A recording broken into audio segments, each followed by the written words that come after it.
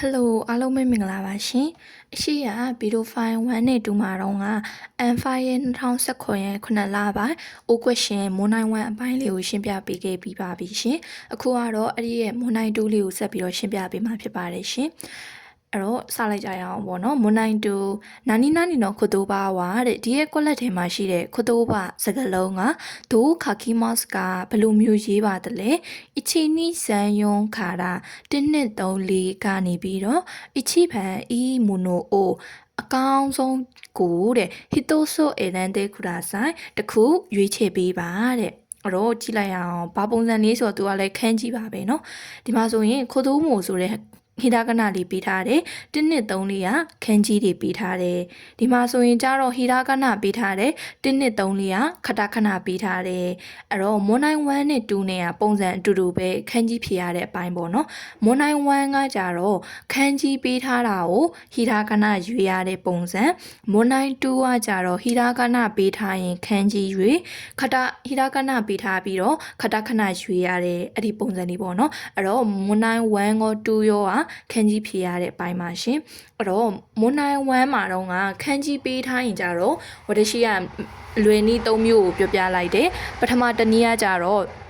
ဗာလေခန်းကြီးကိုကြည့်ပြီးတော့အဖြေ1-3လေးတန်းရွေးတာတကယ်လို့ခန်းကြီးမသိဘူးဆိုရင်မင်းင်းကိုအားကိုးတာဘာမှလုံးဝမသိတော့ဘူးဆိုရင်တော့နောက်ဆုံးအဆင့်နေနဲ့ဘာသာပြန်ရတဲ့အဆင့်ပေါ့နော်တကယ်လို့ဒီမှာကြတော့ဟီရာကနာပေးထားရင်ကြတော့လက်ရှိတော့ခန်းကြီးပေးထားတာဖြစ်တဲ့အတွက်ကြောင့်ခန်းကြီးတိမှာပဲအဆင်ပြေမယ်ပေါ့နော်အဲ့တော့ကြတော့ ray လေးစလိုက်ကြရအောင် ray ဥပမာတဲ့အဲ့တော့ဘယ်လိုပဲနေရောလက်ရှိတော့စကြအောင်ဘာသာပြန်မှုဆိုတာတော့မလို့ဘူးကွက်လက်ကိုကြည့်လိုက်ဒီရဲ့ခုတိုးမိုကလေးဆိုတဲ့ခန်းကြီးကိုရှာခိုင်းတယ်1-2-3-4အဲ့တော့လက်ရှိတော့ခန်းကြီးတီးမှာအဆင်ပြေမယ်ပေါ့နော်အဲ့တော့ခုတိုးမိုဆိုတဲ့ကလေးခန်းကြီးကအဖြေကနိဗ္ဗာန်မှာရှင်အဲ့တော့ကြတော့မေကွန်းစာရွက်ပေးမယ်အဖြေစာရွက်ပေးမယ်လက်ရှိတော့မေကွန်းစာရွက်ထဲက ray နေရာမှာ1-3-4တွေကအဖြေကနိဗ္ဗာန်ဖြစ်တဲ့အတွက်ကြောင့်နိဗ္ဗာန်လေးကိုခဲချေလိုက်အောင်ပဲပေါ့နော်ခဲချေတဲ့အခါမှာကြည့်ယူဆိုင်ရမယ်နော်အဲ့ဒါတွေကလည်းရှေ့ဗီဒီယိုဖိုင်မှာပြောခဲ့ဖြစ်တဲ့အတွက်ကြောင့်ထပ်ပြီးတော့မပြောပြတော့ဘူးပေါ့နော်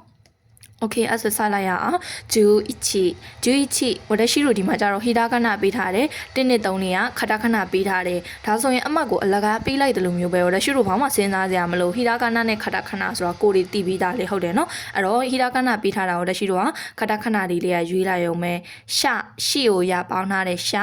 ဝါကိုအတန်ရှိဆွဲတာဝါရှာဝါကိုအာဘီမတ်ရေချိုးသည်ဆိုတဲ့မင်းလေးနော်အဲ့တော့ရှီရဝါဒါရှီရဝါအဖေကအချီပဲ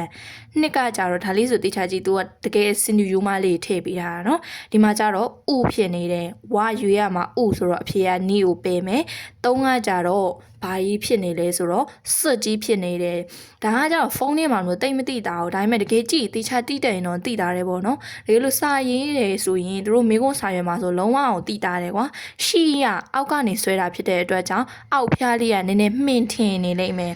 ပြီးတော့စွတ်ကကြတော့အပေါ်ကနေဆွဲချတာဖြစ်တဲ့အတွက်ကြောင့်အပေါ်ပိုင်းကများနေတယ်အဲ့လိုမျိုးပေါ့နော်ဒီမှာဆိုရင်တေချာကြည့်ဒီမဲ့ရှီဆိုရင်အောက်ပိုင်းနဲ့နည်းနည်း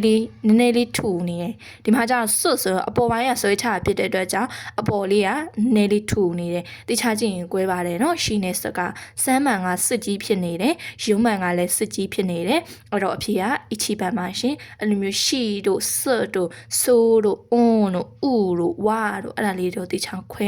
အောင်လုပ်ထားပေါ့နော်အဲ့တော့ရှာဝါဆိုတော့အဖေကအချီပန်ပါရှင်နောက်တစ်ခုဂျူနီနိုမီမတ်တောက်တီဆိုတဲ့ခန်းကြီးအဲ့တော့လက်ရှိတော့ဒီမှာကျတော့လက်ရှိတော့ဘာမှအားကိုးလို့မရအောင်ပေါ့နော်သူကဟီရာကနာပေးထားတာဖြစ်တဲ့အတွက်ကြောင့်ခန်းကြီးတိမှာပဲလုံးဝအောင်အဆင်ပြေမယ်ပေါ့နော်အဲ့တော့ဒီမှာဆိုရင်လည်းခန်းကြီးပေးတယ်ခန်းကြီးကိုရွေးခိုင်းနေဆိုရင်တော့တေချာလေးရွေးပေါ့နော်ခန်းကြီးကကြတော့အဆက်လေးတစ်ချက်ပါသွားတာမျိုးတို့ဒုတ်ချောင်းလေးတစ်ခုပါသွားတာမျိုးတို့ဒါဆိုရင်ခန်းကြီးတိတ်ပြကွဲသွားဖြစ်တဲ့အတွက်ကြောင့်တေချာလေးခွဲရမယ်ပေါ့နော်အဲ့တော့နိုမီမတ်ဆိုတာနိုမီမတ်တောက်တီဆိုတဲ့မင်းနဲ့ကနေလာတာနံပါတ်1ခန်းကြီးဒီမဲ့အနောက်ကခန်းကြီးကမားနေဒီနောက်ကခန်းကြီးကမားတယ်အဲ့တော့အဖေကနိဗ္ဗာန်နိုမီမတ်တောက်တီခန်းကြီးကဒီခန်းကြီးလေးပါရှင်နိဗ္ဗာန်နံပါတ်1ကကြတော့ ဒီရဲ့အပေါ်ကနောက်အနောက်ပိုင်းကခန်းကြီးကမားနေရဲ့အရှိကခန်းကြီးကတော့မှန်တယ်နံပါတ်3ကလည်းအနောက်ကခန်းကြီးလေးကမားနေတယ်4ကလည်းအနောက်ကခန်းကြီးလေးကမှားနေတယ်တေချာလေးကြည့်ရင်ကွဲတယ်နော်ဒီမဲ့ကြည့်တေချာလေးကြည့်မယ်နော်1နဲ့3ဆိုကြည့်ကြည့်လိုက်အရှိကတူတယ်ဒါပေမဲ့အနောက်က2ခုကမားနေတယ်2နဲ့4ဆိုလုံးဝစင်တူယူမလေးဒါပေမဲ့ဟိုတက်ရှိတော့ကပါလေအမားချစ်ပုံစံမဟုတ်ဘူးဟစ်တိုလူလိုပုံစံလေးအဲ့လိုခန်းကြီးလေးနော်အဖြေကနီဘန်နူမီမတ်တောက်တီဆိုတဲ့ခန်းကြီးလေးပါရှင်နောက်တစ်ခုဂျူဆန်ခုရုမကာခန်းကြီးကတော့လုံးဝအောင်လွယ်လွယ်လေးပါနော်အဲ့တော့ကြတော့တစ်ကကြတော့မဟုတ်ဘူးနှစ်ကကြတော့ဘာဖြစ်နေလဲဆိုအလေကနေလိုပုံစံကြီးဖြစ်နေရဲ့နေမဟုတ်ဘူးအလေကမြင်းရောပါမှာအဖြေကစမ်ပန်အပေါ်ကအပေါင်းအောက်ကလည်းအပေါင်းအလေကကြတော့တလေခွင်းပုံစံလေးနံပါတ်4ကကြတော့ဒီမှာမြင်လားအလဲမှာမြင်းနှကြောင်ဖြစ်နေတယ်အဲ့တော့တေချာလေးခွဲရမယ်ပေါ့နော်ခန်းကြီးကသူတို့ကအဲ့လိုမျိုးနဲ့ပဲရောအောင်လုံးမှာမြင်းတစ်ကြောင်ပူပါသွားတာမျိုးစင်တူယူမလေးတွေဆိုတော့အဖြေကစမ်ပန်အဲ့တော့ကားခန်းကြီးလည်းအပေါ်ကအပေါင်းအလဲကတလေခွင်းခန်းကြီးအောက်ကလည်းအပေါင်းလေးပေါ့နော်နောက်တစ်ခုဂျူယွန်ကကြတော့ဆန်အန်နဲ့အဲ့တော့ကြတော့ဆန်ကတော့ပေးထားတယ်အန်ရန်ခန်းကြီးလေးကိုရွေးခိုင်းတာပေါ့နော်တစ်ခန်းကြီးကကြတော့ N5 မှာပါမပါတော့မသိဘူးဒါဥချီဆိုတဲ့ခန်းကြီးလေးမဟုတ်ပါဘူးနှစ်ကရောအသုံးပြုသည်ဆိုတဲ့ခန်းကြီးပါ3ကကြတော့ဆတ်စာအုပ်တွေကိုရေးတွက်တဲ့ဆတ်စာအုပ်ခန်းကြီးလေးပါအဖြေကရုံးမှန်ပါရှင်အန်ဆိုတဲ့ရန်ခန်းကြီးအဲ့ဒီရန်ခန်းကြီးက N5 မှာပါပါတယ်နော်နောက်တစ်ခုအဖြေကရုံးပန်ဂျူကဟမ်ဘွန်ဆိုတာတဝက်ကိုပြောတာအဲ့တော့ဒီမှာဆိုရင်ဟန်ခန်းကြီးက N5 မှာလုံးဝပါတယ်မှတ်မိရယ်နော်အဲ့တော့တစ်ကကြတော့ဟမ်ဘွန်ဟန်ကြီးကမားနေတယ်ပြီးတော့ဘွန်ကလည်းအပေါ်ကအစွန်းကြီးထွက်နေတယ်အစွန်းမထွက်ရအောင်နော်နံပါတ်2ကဟန်ကတော့မှန်တယ်3ကအနောက်ကဘွန်ခန်းကြီးလေးကဘာဖြစ်နေလဲအပေါ်မှာအစွန်းထွက်နေရမားတယ်3ကဟန်ခန်းကြီးမားနေတယ်ရုံးပန်အဖြစ်ကရုံးပန်ဟန်ကတဝက်ခန်းကြီးဘုံကကြတော့ဝါခါရီမှာနားလေသည်ဒါမှမဟုတ်ရင်ဗာလေ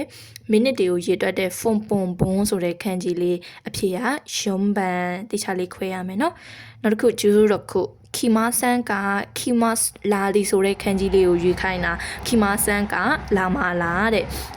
အဲ့တော့လာသည်တစ်ကကြတော့လုံးဝအဖြေပဲလေနော်အဖြေကအချီပန်3ခန်းကြီးဒီခန်းကြီးလေးကယာဆုမီမမဟုတ်ခိတစ်ပင်ဆိုတဲ့ခန်းကြီးလေးသူက vet အနေနဲ့မသုံးဘူးနော်ခိတစ်ပင်ဆိုတဲ့ခန်းကြီးပါရုံးပန်ခန်းနိဗန်ခန်းကြီးကကြတော့မရှိဘူးရုံးပန်ခန်းကြီးကကြတော့လေ N5 မှာမပါသေးဘူးပေါ့နော်အဖြေကအချီပန်ခိမာဆန်ကလာမာလာဂျူနနာတရှိဒီဘိုင်းမှာမြန်မြန်လေးပြောလိုက်တယ်ဆိုတာခန်းကြီးဆိုတာကကြတော့ခန်းကြီးကကြတော့ကိုကလုံးအောင်တီမှရွေးနိုင်မှာဖြစ်တဲ့အတွက်ကြောင့်တန်းပြီးတော့ပဲအဖြေကိုရွေးပြလိုက်တာတတိထားပို့ပြီးတော့ကိုကနဲ့ကိုပဲယူရမယ်ပေါ့နော်ဒီမှာကြတော့ဘာမှအာကိုလို့မရအောင်လုံးအောင်ခန်းကြီးတီမှရမယ်အပိုင်းပေါ့နော်နောက်တစ်ခုဂျူနနာအိုင်မတ်ဆိုတာတွေ့တီကိုရွေးခိုင်းတာတစ်ကမီမဆိုတဲ့ခန်းကြီးနိဗ္ဗာန်ကကြတော့ခါခီမတ်ရေးသည်ဆိုတဲ့ခန်းကြီးအဖြေကစမ်ပန်အိုင်မတ်တွေ့ခဲ့ပါသည်ရုံးမှန်ခန်းကြီးကကြတော့ဟနာရှိမစကားပြောသည်ဆိုတဲ့ခန်းကြီးအီမတ်ခန်းကြီးမဟုတ်ဟနာရှိမစကားပြောသည်ဆိုတဲ့ခန်းကြီးဒါဆိုရင်ခန်းကြီး၄ခုစလုံးတင်မိသားဆိုတော့အိုင်မတ်တွေ့သည်အဖြေကစမ်ပန်အမိုးလေးရဲ့အောက်မှာလူနှစ်ယောက်မှုအမိုဗီမှုရွှေလျားရင်းနဲ့ဘာလို့လဲအိုင်မတ်တွေ့ခဲ့သည်လေးပေါ့နော်နောက်တစ်ခုဂျူဟတ်ချီအိုနာချီတူညီတီဆိုတဲ့ခန်းကြီးအဖြေကအချီပန်နိဗန်ခန်းကြီးကကြတော့မာဝါရှိမလက်ပတ်တီဆိုတဲ့ခန်းကြီးစမ်းပန်ခန်းကြီးကကြတော့မရှိဘူးပေါ့နော်ရုံးမှန်ခန်းကြီးကလည်းမဟုတ်ပါဘူးရှင်အဲ့တော့အိုနာချီဆိုတာအောက်ကဒီလိုမျိုးအဖွင့်လေးနဲ့နိဗ္ဗာန်မဟုတ်ဘူးစမ်းပန်ကြတော့ဖွင့်နေလိုက်မယ်အပေါ်မှာတချောင်းလိုနေရနော်အဲ့တော့ဒီမဲ့ပါတာတွေမပါတချောင်းလေးပါတာမပါတာအစားအဖြူလုံးဝမှားသွားစေနိုင်ပါတယ်ရှင်အဲကြောင့်မလို့တေချာလေးရွေးမှရမယ်ပေါ့နော်အဲ့တော့ကြတော့တရှိကပြောချင်တာဒီရဲ့မွန်နိုင်အချီမှာဆိုရင်တော့တရှိတော့အာကိုလို့ရတယ်ခန်းကြီးမသိဘူးဆိုရင်တော့မင်းင်းဖတ်ပြီးတော့မင်းင်းအာကိုဘာသာပြန်အဲ့လိုလုပ်လို့ရတယ်ဒီရဲ့မွန်နိုင်နိခန်းကြီးဖြည့်တဲ့အပိုင်းမှာကြတော့တရှိတော့ဘာမှအာကိုလို့မရဘူးဟီရာကနာပေးထားတာဖြစ်တဲ့အတွက်ကြောင့်ခန်းကြီးကိုတိမှပဲဖြည့်နိုင်မယ်အပိုင်းပေါ့နော်အဲ့တော့ကြတော့ခန်းကြီးရွေးတဲ့ခါမှာတေချာလေးရွေးပေးပါရှင်တကယ်လို့ဟီရာကနာကနေခတခဏကိုရွေးခိုင်းနေဆိုရင်တော့ဒါအမတ်တမတ်ကအလကားပေးလိုက်တဲ့သဘောမျိုးပဲလုံးဝလွယ်လီနော်ခတခဏကိုတော့ တော့မှန်အောင်ရွေးနိုင်မယ်လို့ထင်ပါတယ်ရှင်အဲ့တော့ကြတော့မွန်နိုင်နေ့ရကြတော့ဟီရာကနာပေးထားတာကိုခတာခဏရွေးရတယ်ဟီရာကနာပေးထားတာကိုခန်းကြီးရွေးရတဲ့အပိုင်းလေးပေါ့နော်အဲ့တော့ဟီရာကနာပေးထားတာဖြစ်တဲ့အတွက်ကြောင့်ခန်းကြီးတိမှာပဲဖြေနိုင်မယ်အပိုင်းပါရှင်အဲ့တော့ခန်းကြီးရွေးတဲ့အခါမှာလေးတည်တည်ချာချာလေးရွေးပါအကြောင်းတစ်ကြောင်းပါတာနှစ်ကြောင်းပါတာအဲ့လိုမျိုးတေချာလေးရွေးရမယ်ပေါ့နော်โอเคအဲ့ဆိုရင်မွန်နိုင်အချီမှာကြတော့မွန်နိုင်အချီရောနီရောဟာခန်းကြီးအပိုင်းဘာကွာသွားလဲဆိုရင်မွန်နိုင်အချီမှာ